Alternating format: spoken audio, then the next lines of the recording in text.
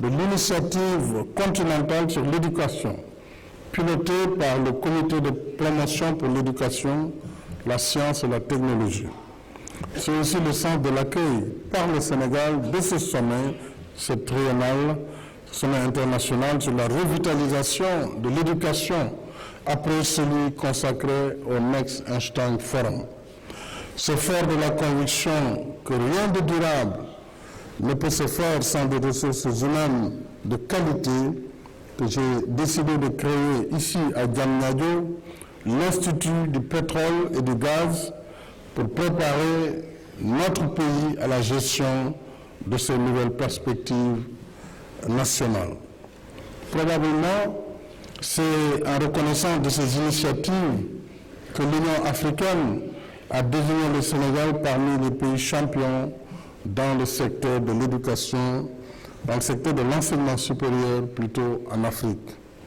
Et cette distinction doit être comprise non comme une fin en soi, mais comme un encouragement à une incitation à maintenir nos efforts en faveur d'une éducation de qualité, une éducation pour tous, mais surtout une éducation pour les jeunes et les femmes.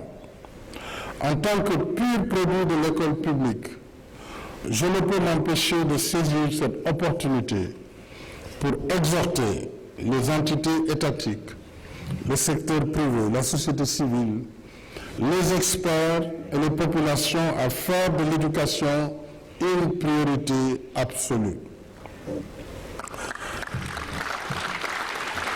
C'est le lieu de féliciter vivement les membres du comité d'organisation de cette importante rencontre, en particulier le professeur Mary-Teuw Niane, ministre de l'Enseignement supérieur et de la Recherche.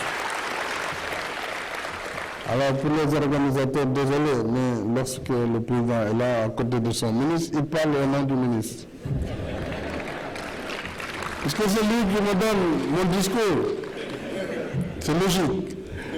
Alors je voudrais le féliciter pour son engagement aux côtés de Mme Olorada pour vraiment la motivation qui a été notée en moins d'un mois pratiquement pour transférer cette importante rencontre à Dakar. J'associe naturellement le ministre de l'Éducation nationale, M.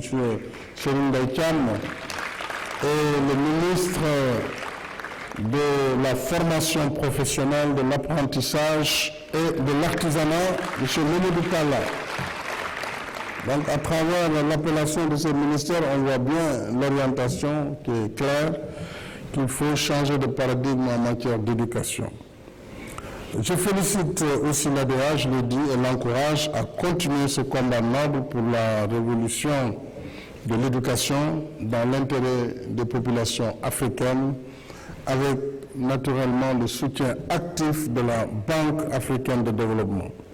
Et je sais pouvoir compter à cet effet sur l'engagement personnel de mon frère et ami, le président Adesina. Encore une fois, je salue votre présence à Dakar, malgré l'agenda, dont l'engagement